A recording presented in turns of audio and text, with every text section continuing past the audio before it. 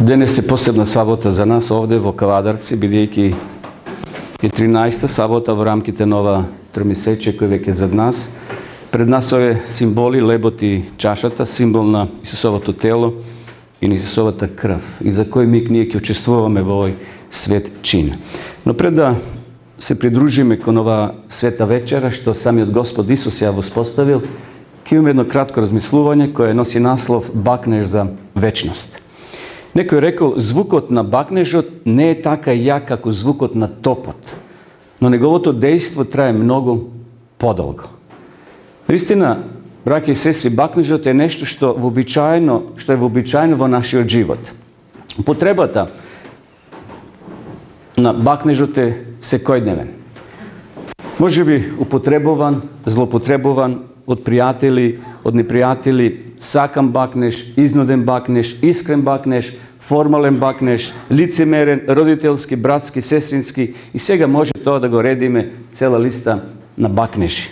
Меѓутоа, што е тоа бакнеж? Кога ќе прочитаме во разни енциклопедии, еве што вели енциклопедијата, што е тоа бакнеж? Нежен допир со усните. Тоа е таа дефиниција, ако побарате во некој лексикон, кога се однесува за самата дефиниција што е тоа бакнеж. Луѓето се бакнуваат, меѓутоа освен кај оние ексимите и некои афрички племиња кои се бакнуваат со носот или имат разни други допири со телото и на тој начин тие се допират. Меѓутоа овај класичен, како овде што читаме, нежен допир со усните. За психолозите и социолозите тоа е интересна појава.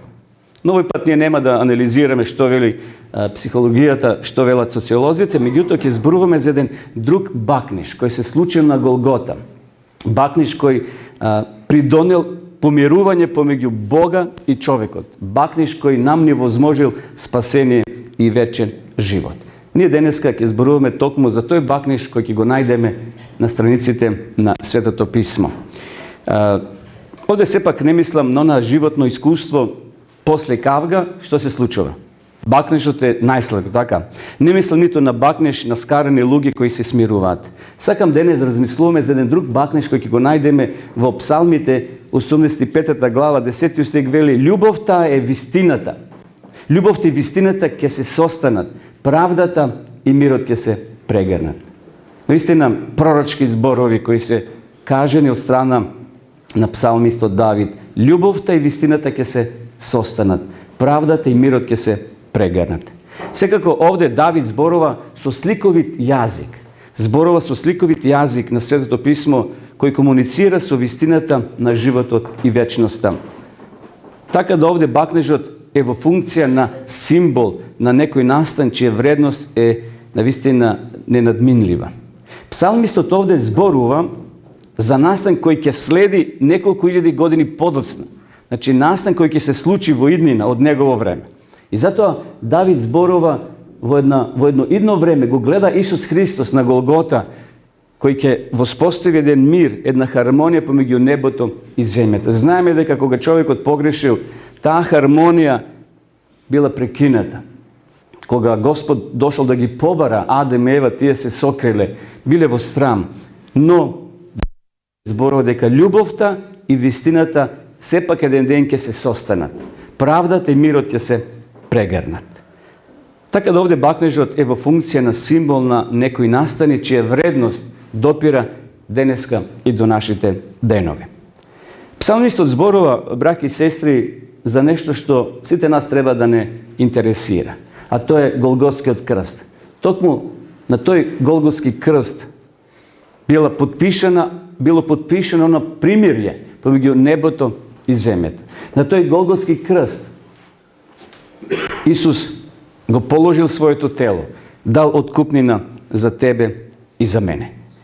Причините за овој настан, околностите, местото не се ниту малку романтични. Тоа не е романтика каде што двајца седаат, разговараат, уживаат, би рекле.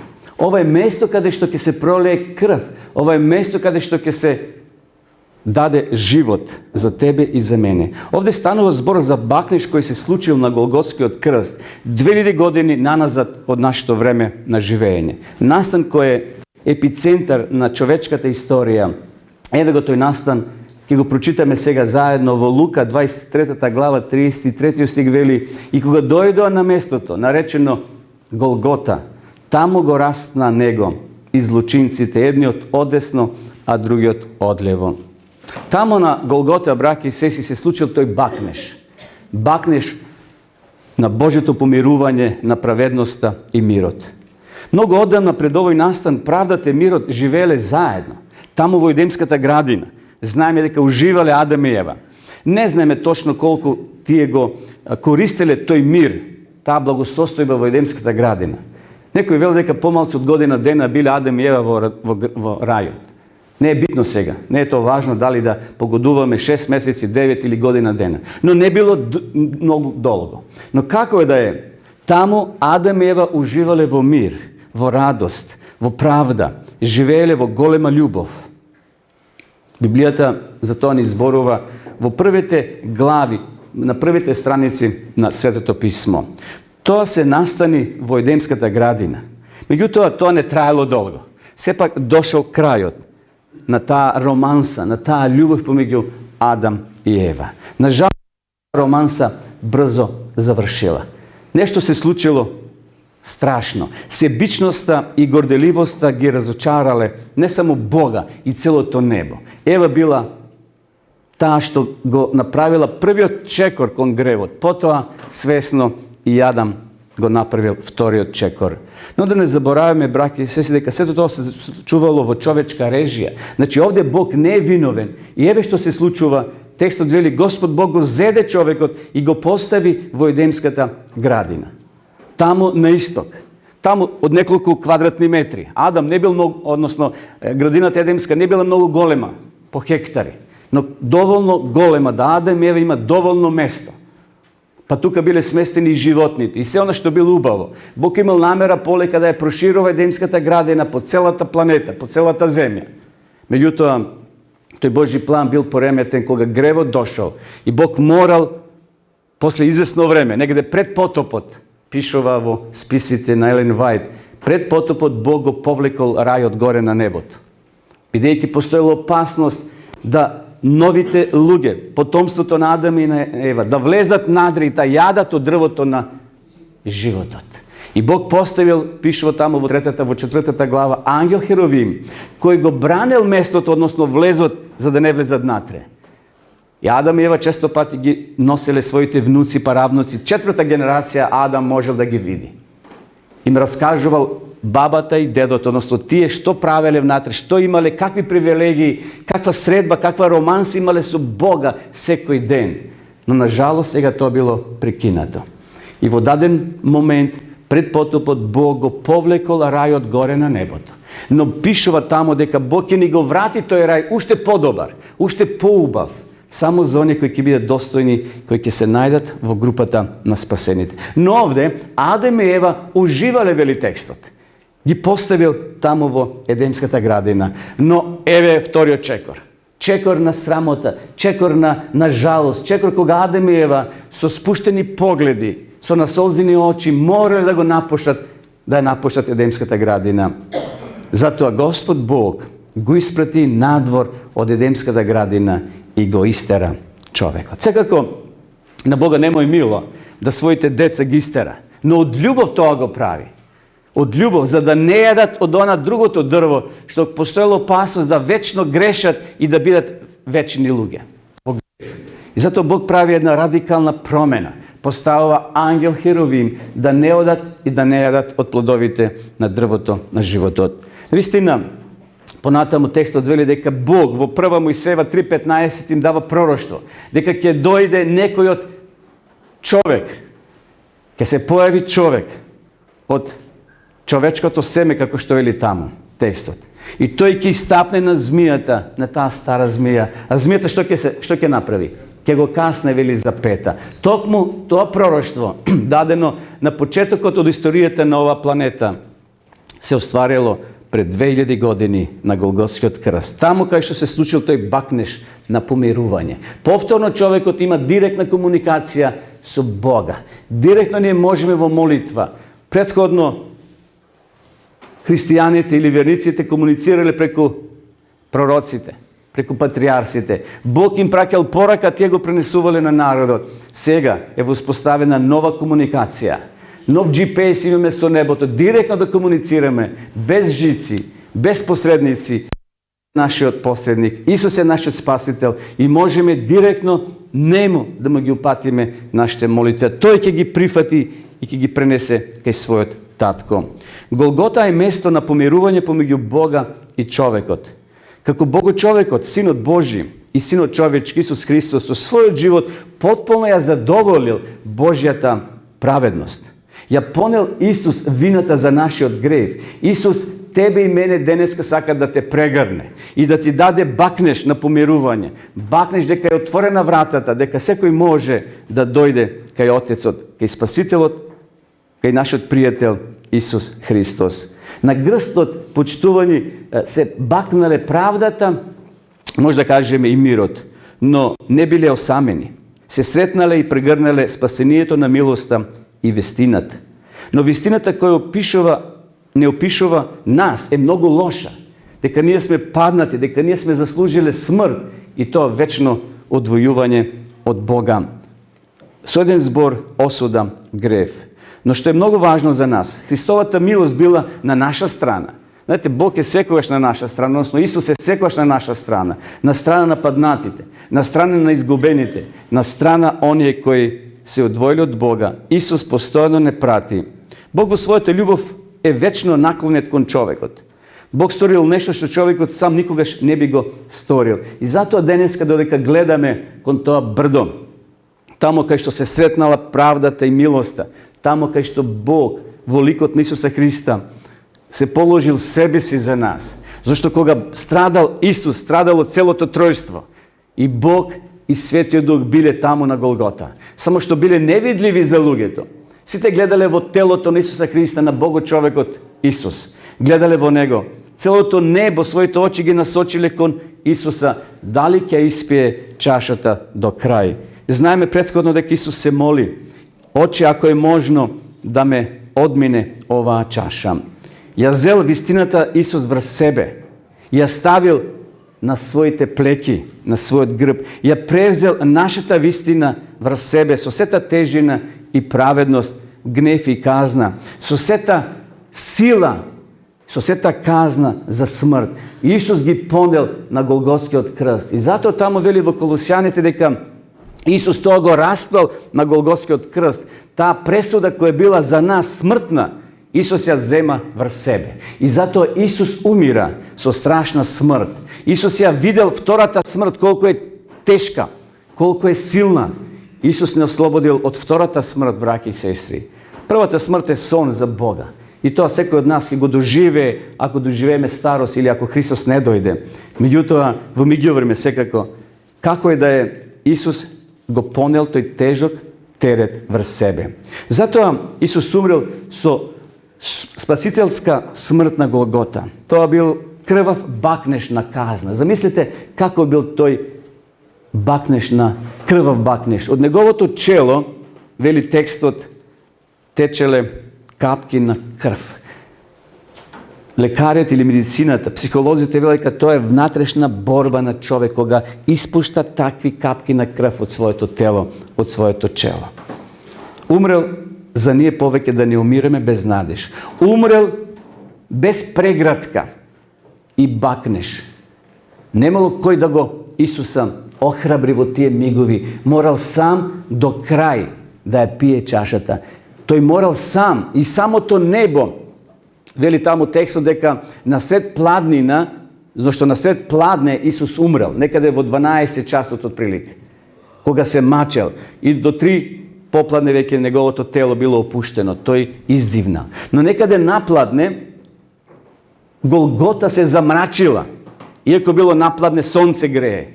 Но Бог пуштил темнина, пуштил мрак, да се сатаната не радува. Зашто сатаната, вели таму текстот, се радувал.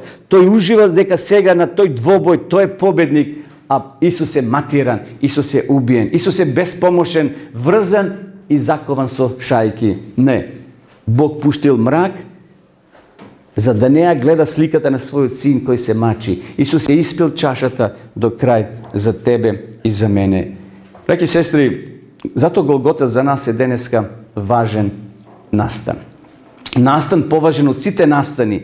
Zato je Golgota poefikasen za човечки род od скараните светски сили, od ръкувањето на светските политичари, да крвавите траги на Исусовиот крст се помокни и од онаа мастило на светските лидери кои подпишуваат примирие, но додека се уште мастилото не е исушено, тие дават наредби да нивните војски одат во поход, да убиваат, да палаат и да гранитираат. Нажалост, тоа е денеска така на оваа земја. Но Исусовото примирие е трајно. Исус дава примирие помеѓу небото и земјата. Исус денеска сака да има примирие со тебе, со твоето, со моето срце. Исус сака денеска да сватиме дека неговите нозе биле прободени со тие шајки ради тебе и ради мене. Понекогаш толку сме несвесни, толку тоа го занемаруваме, не посветуваме може би толку доволно внимание на оно што Господ Исус го сторил за нас. И затоа, браќи и сестри, Евангелијата ни зборуваат за тоа дека оној кој светот го привлекол кон Бога со бакнежот на помирување и самиот бил издаден со бакнеж. Интересно. Исус со бакнеж не помирува со небото, а Исус ќе биде исто така издаден со бакнеж од своите најблиски соработници. Бакнежот на Јуда одамна станал еден од најпознатите библиски синтагми за нешто крајно издајнички, превртливо, лицемерно. И навистина, кога ги отвараме Евангелијата, ќе го видиме Јуда, кој крои план. Јуда бил радикален човек. Радикалните се опасни луѓе. Тие одат во крајности. Јуда бил радикален. Тој мислел на кој начин ќе се ослободи од римскиот јарам, од римските војници. И еве го текстот, додека уште зборуваше едно множество пред кого одеше еден од 12-мината, кој се викаше Јуда, и му се приближи Исуса и го бакна. Јуда бил носен од тие радикални идеи за слобода на Израел. Тој бил разочаран во Исуса, што бил премногу благ, што бил премногу мек кон римјаните, носен од кој знае какви себични интереси. Јуда Искариотски го издал својот учител на римските и на јудејските власти. И навистина иронијата да биде уште пострашна, браке се, и полоша. Овој несвекник предложил на римјаните со бакнеж да го издаде својот пријател, да го издаде спасителот, што во тоа време бил вообичаен поздрав. И денеска може да кажеме, бакнежот е вообичаен поздрав помеѓу пријатели, они кои се познават и така натаму. И затоа многу не бил приметен од страна на останатите 11 апостоли. Но Исус, кој се знае однапред, ги прочитал мислите на Јуда. Знаејќи што се случува, Исус со недоверба го прашува Јуда, зарем пријателе, како го нарекал Исус Јуда? Пријателе, зарем со бакнеш ме издаваш. И пред Исус без горчина, Исус немал омраза кон Јуда, го прифаќа како свој најдобар пријател. Без омраза го прифатил патот на спасението. Носен од тие сцени, погледнете ја ова фотографија, Јуда се приближува и со бакнеш го издава. Останатите гледаат што се случува. Очигледно, сега може да предпоставуваме што се роело како мисла во умовите на овие ученици. Може би нешто му кажува, може му требат пари, па бар одобрени од Исуса, зашто Јуда бил благајник, може би има нешто да му соопшти. Значи, воопшто не им падало на памет дека тоа била стапица, дека тоа била опасна стапица од страна на Јуда, приготвена за да го препознаат останатите римски војници и оние кои требале Исуса да го фатат. Вистина, ова историја, ова е веќе минато. Тоа е само запишано за наша полза, за наша поука, да ние не направиме слични грешки. Но, дали денеска постојат јуди и во овој 21 век, браќи и сестри. Принципот на предавство останал ист. Еве еден музичар, го знаете, сите сте слушнале, Горан Бреговиќ. Во една од своите песни, еве што вели. Но Исус му рече, предходно ќе го читаме овој текст, но Исус му рече: Јудо, со целив ли го предаваш човечкиот син? И тоа се случило. Еве што кажал Горан Бреговиќ. Јуда се уште го продава Христа. Зарем не си знаела? Тоа е еден рефрен од неговите песни. Јуда се уште го продава Христа. Зар не си знаела? Се прашуваме како, иако тоа е сега друга тема, што ќе ја имаме во друга прилика, но зошто Јуда тоа го направил? Зошто Јуда дозволил на сатаната, таму вели текстот, и сатаната влезе во срцето на Јуда? Зошто Јуда дозволил едноставно да тој биде маша или инструмент во неговите раце? Навистина, Јуда е човек кој со тој свој слаб карактер придонел да го искористи сатаната, иако пророштвото велело дека Исус треба да биде фатен. Тоа ќе се случило и без Јуда. Но Јуда дозволил да биде инструмент, како што Ева дозволила инструмент во рацете на сатаната во Едемската градина. Прашање е како денеска јас можам да го предадам Исуса? На прво место со неверување и отфрлување на спасението. За многумина денеска Христовата смрт на крстот може да кажеме, браќи и сестри, дека едноставно е некоја далечна митологија. Некои не веруваат во тоа, дека се случило такво нешто. Или пак смрт на идеалисти. Второ, предавството се случува кога се изјаснуваме дека сме верници, а со дела на и животот тоа го порекнуваме. Затоа Исус кажува во една прилика, еве го текстот: нема секој кој ми изборува Господе, Господе, да влезе во Царството небесно, туку оној кој ја извршува волјата на мојот Отец, кој е на небесата. Значи, ние може да зборуваме едно, но сепак Исус вели, многу луѓе се комат во Исуса, многу луѓе го повикуваат името на Господа, но малци се тие кои одат по тесната патека, малци се тие кои извршуваат волјата на Отецот. Исус на своите следбеници денеска, на тебе и на мене, брат и сестро, не оставил бакнеш на помирување за цел свет. Што тоа представува бакнеш за цел свет? Тоа представува проповедање на Евангелието. Денеска Евангелието е достапно до секој човек, како радосна вест за секого од нас. И затоа, дали ние се подготвени денес, кога одиме на богослужение, кога одиме во црква, не само тоа, видливо го покажуваме пред луѓето дека сме дел од Божјата заедница на оваа земја. Сепак, да тоа и надвор во другите 6 дена се виде дека ние сме деца Божи, дека сме ние следбеници на Исуса Христа. Ние како група на верници, ние како следбеници на Христа, се нарекуваме христијани, адвентисти со право, зашто го очекуваме Христовото враќање. Тој ќе дојде по своето ветување. И вели текстот во Јована, тој го положи својот живот за нас, дечења мои, да не љубиме со зборови или само со јазик, туку во дело и вистина. Многу е битно, многу е важно тоа што го зборуваме, што го проповедаме и да веруваме во тоа. Го прашал еден свештеник, кога бил на погреб, зборувал таму за мртви дека ќе воскреснат и читал од Прва Солуњаните, Втора Солуњаните, знаете, таму Павле зборува дека да не жалеме како они што немаат надеж, дека мртвите ќе воскреснат. И на крајот една постара госпоѓа го прашува: Оче, дали навистина ќе воскреснат мртвите?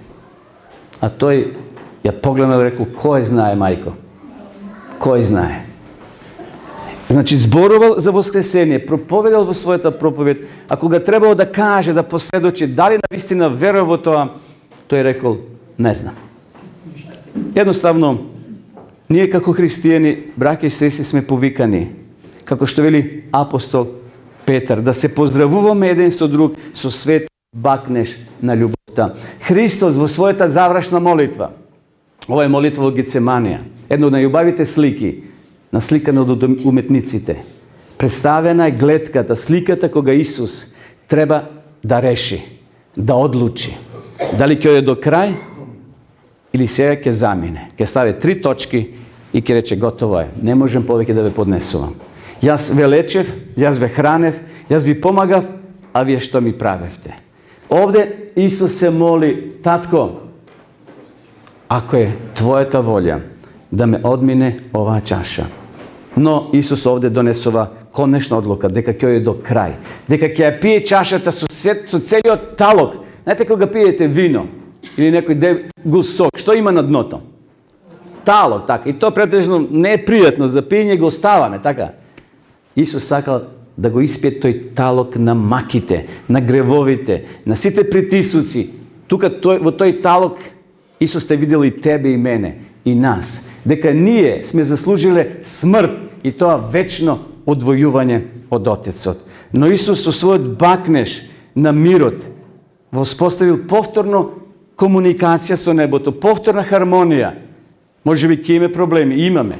Може би ќе има глад, и има глад. Ќе има сиромаштво, има и сиромашни луѓе.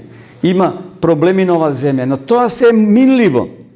Тоа се мери со часови, со денови и со години, на крајот завршуваме.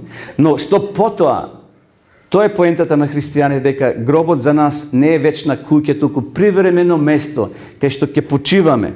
И потоа доаѓа будење, потоа доаѓа обновување, потоа доаѓа еден нов живот, живот во Исуса Христа. Исус вели, не љубете се, да се љубите, еден со друг, како што јас ве возлюбив вас. Денеска е време кога ние ќе си пружиме рака еден кон друг.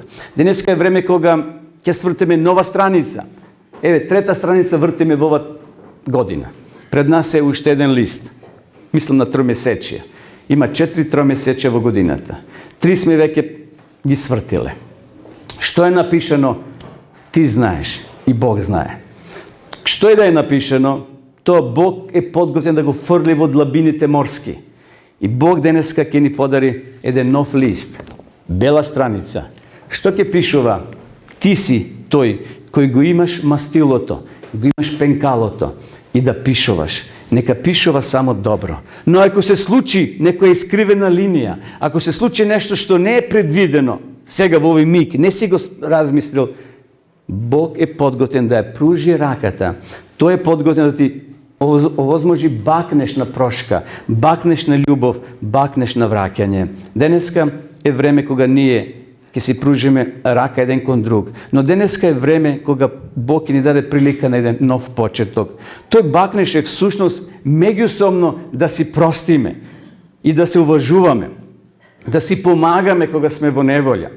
Едноставно љубов на дело, како што вели Исус, да се љубите еден со друг. Пошто ќе не препозна овој свет? Еве што вели Исус. По љубовта светот ќе ве познае дека сте мои ученици. Да, и по адра нас не препознаваат, и по љубезност нас не препознаваат. Тоа се 2 хуманитарни организации кои делуваат на овие простори. Може би и локално не познаваат по други некои добри работи. Се тоа е добро. Меѓутоа, ово е најголем знак. Најголем знак по кој нас луѓето ќе не препознаат. По љубовта светот ќе ве познае дека сте мои ученици. Затоа, браќи и сестри, Господ да ни помогне. Ако така не работиме, воспротивно, можеме да се бакнуваме еден со друг, но пак да постапуваме како Јуда. Тој бакнеше црн бакнеш, тој бакнеше предавнички бакнеш, тој бакнеше лош бакнеш, тој бакнеше бакнеш на лицемерие. Затоа ќе зборуваме во друга прилика за јудиниот бакнеш. Но денеска ние размислуваме за бакнежот што Исус сака да ни го даде денеска. Знаете, кога едно дете ќе се повреди, што прави мајката? Го зема детето и што прави? Го бакнува, така? И чудо за секунд поминува кај детето. Поминува тоа удреното. Тоа е чудна работа. Може би ти си удрен денеска од гревот. Сме биле удрени во текот на овие месеци, но денеска Христојот бакнеш кој исцелува, бакнеш кој простова, бакнеш кој ти дава нов почеток. Љубов на дело, тоа е нешто во што овој свет повеќе не верува. Знаете, луѓето не веруваат веќе во такви работи. А најмногу му треба на овој свет. Но тие не веруваат зашто се изневерени, зашто се злоупотребени. Исус и понатаму најмногу сака Любовта да биде знак на препознавање на неговиот народ. И затоа Господ да ни помогне. Сега кога ќе отидеме во горната соба, во горната одаја, и тамо кога ќе клекнеме пред сестрата, пред братот, пред тие валкани нозе, под наводници. Знам дека ние син и утрово може би сме ги измили нозете.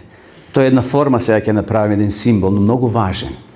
Символ кој Исус го воспоставил дека бил нова земја. Нека му е слава на нашиот Спасител, Господ Исус Христос, за големиот бакниш, кој после 2000 години се уште е свеж, се уште е топол, се уште се чувствува.